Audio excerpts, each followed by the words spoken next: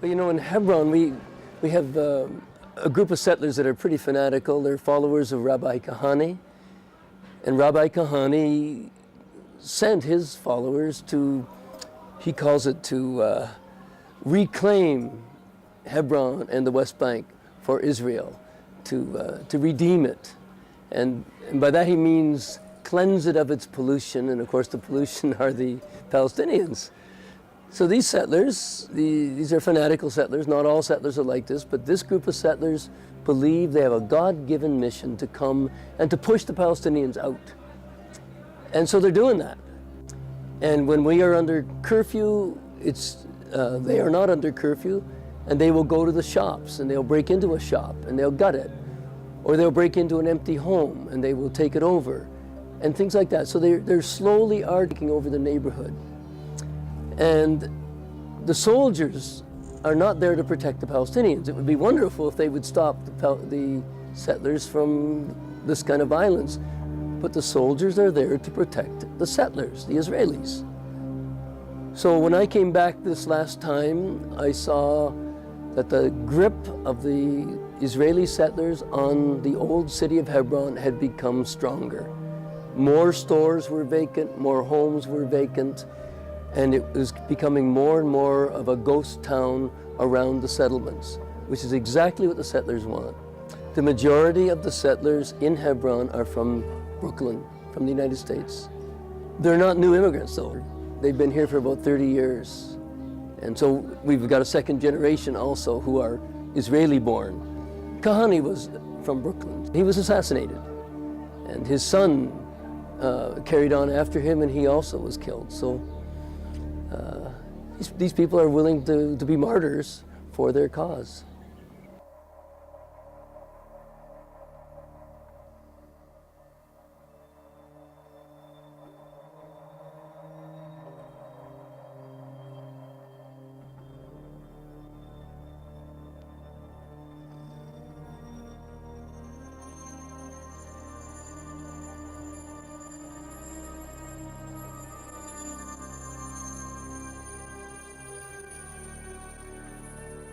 Are putting 400 settlers in the heart of the city of Hebron, and they are destroying the life of more than 55,000 people living in the old city of Hebron. They teach their children how to hate the Arabs, even the whole Arabs, not only the Palestinians, and they are raising their children in some places surrounded with barbed wires.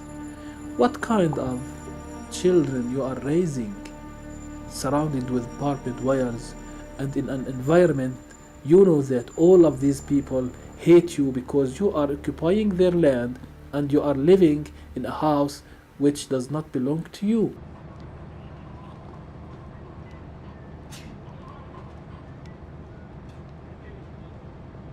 Our role as Christian peacemakers is violence reduction.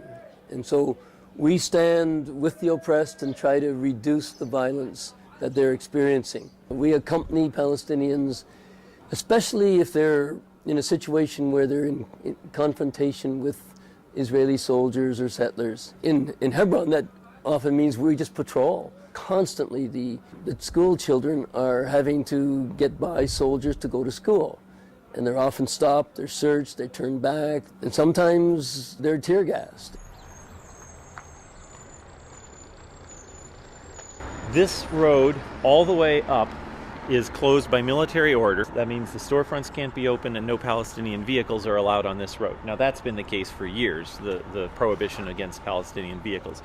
But Palestinian foot traffic doesn't go other than this short stretch that we'll be walking this morning.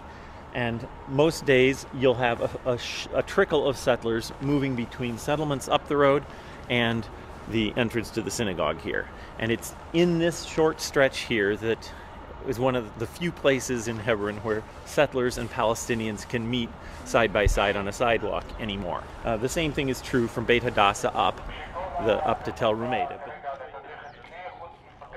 During much of this intifada, when there were closures and curfews, it was impossible for any Palestinian adults to come into this area And so the CPT school patrol included starting with the children and walking with them across here, because some of the parents were reluctant to send their kids out, knowing that there would be no Palestinian adults able to even see what was happening to their kids at the checkpoints. Children would come out of the doors of the old city here, and we'd walk with them to their schools.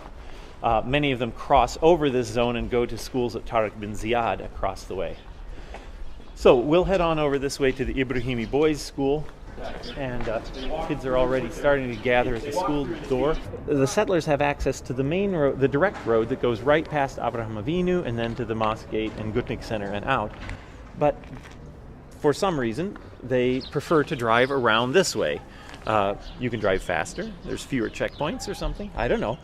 But it also encloses more territory, including the Ibrahimi Boys School here. A couple days ago, there would have been Palestinian school kids coming down and out of this alley and running to school, but now they'll be finding some other way.